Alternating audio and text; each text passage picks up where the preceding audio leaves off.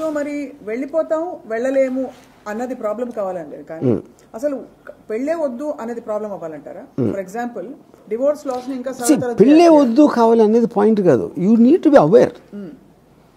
పెళ్లి చేసుకుంటే ఇలాంటి పరిస్థితులను వచ్చి అది ఓపెన్గా అది చెప్పకపోతే, అంటే ఇప్పుడు ఫర్ ఎగ్జాంపుల్ నేను నా పెళ్ళిలో నాకు పెళ్ళి అయిన తర్వాత ఒక కొత్త డిస్కవరీ ఏం చేసామంటే, నాకు ఇళయరాజా ఇష్టం, తనకేమో గజల్స్ ఇష్టం. అది కొత్త డిస్కవరీ.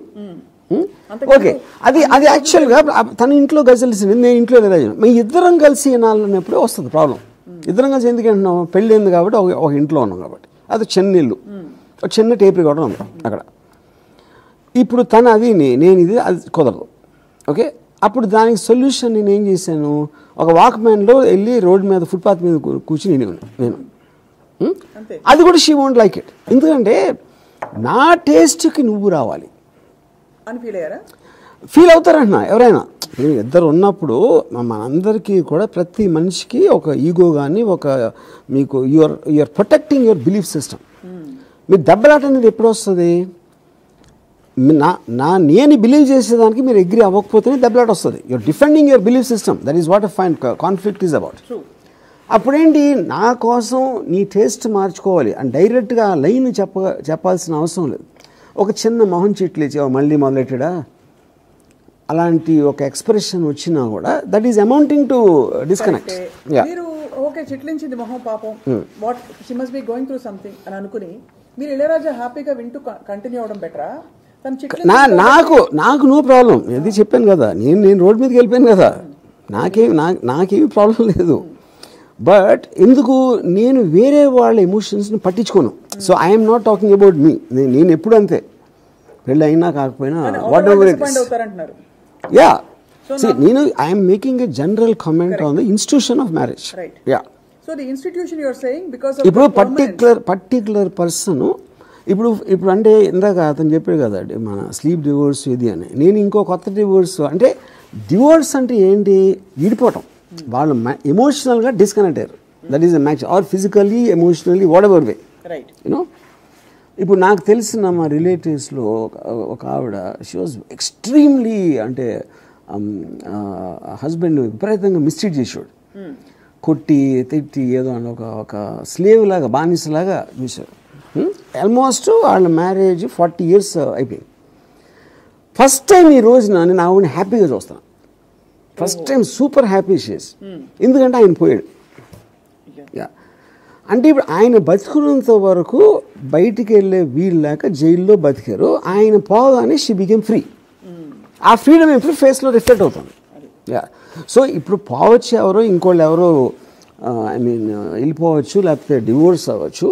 మిమ్మల్ని ప్రెషర్ పెడుతున్న ఒక సిచ్యువేషన్కి మీరు దూరం అవ్వటం అనేది that is a fundamental aspect of A divorce. Correct. Yeah, ఇప్పుడు ఒకటి చెప్పండి, పెళ్ళి అనే ఇన్స్టిట్యూషన్ కి మీ దృష్టిలో ఉండే సిగ్నిఫికెన్స్ ఏంటంటారు? ఫర్ ఎగ్జాంపుల్ ఇద్దరు కలిసి ఒకే చోట ఉండాలి, అత్త మామలందరితో కలిసి ఒకే చోట ఒకే టేబుల్ మీద భోజనం చేయాలి, పండగలన్నీ కొత్త బట్టలు కొనుక్కు, ఇలాంటి ఐడియా ఉందా? ఇద్దరు వ్యక్తులు దేర్ ఆర్ 2 things. ఇప్పుడు ఒరిజినల్గా ఇప్పుడు ఆది మానవ టైంలో ఫారెస్ట్లో తిరుగుతూ ఉంటారు ట్రైబల్స్. అది ఏమి అబ్సల్యూట్గా there is no such thing. మీకు సొసైటీ డెవలప్ అవ్వటం స్టార్ట్ అయిపోయి అడ్వాన్స్మెంట్ సివిలైజేషన్ అనేది వచ్చినప్పుడు దే రియలైజ్ మీకు ఒక లార్జ్ నెంబర్ ఆఫ్ పీపుల్ని హోల్డ్ చేయాలంటే we need to some devices. అప్పుడు ఒక ఫ్యామిలీ ఉంది, హస్బెండ్ వైఫ్ ఇద్దరు కలిసే ఉండాలి, వాళ్ళ పిల్లలు కానీ ఆ పిల్లల్ని చదివిస్తూ ఉంటారు. ఇలాంటి ఒక్కొక్క యూనిట్ చేసి ఒక సెల్ఫ్ గవర్నెన్స్ సిస్టమ్ అనే దాంట్లో లార్జ్ దాన్ని గవర్న్ చేయడం ఈజీ అయిపోతుంది. Because family it self is a police. Father mother పిల్లల్ని ఏం చేస్తున్నారు వాళ్ళందరూ చూసుకుంటున్నారు, 5, 6, 7 what ever the number is.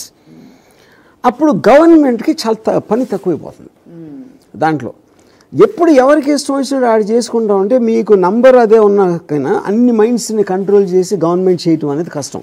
దాని మూలన ఫస్ట్ తీసుకొచ్చారు ఈ సిచ్యువేషన్, ఈ ఇన్స్టిట్యూషన్. ఓకే, అప్పుడు ఎవరికి ఉపయోగం, అది వాళ్ళకి ఉపయోగం, ఎవరికి, గవర్నమెంట్కి or the ruler. Individual is getting killed because of that.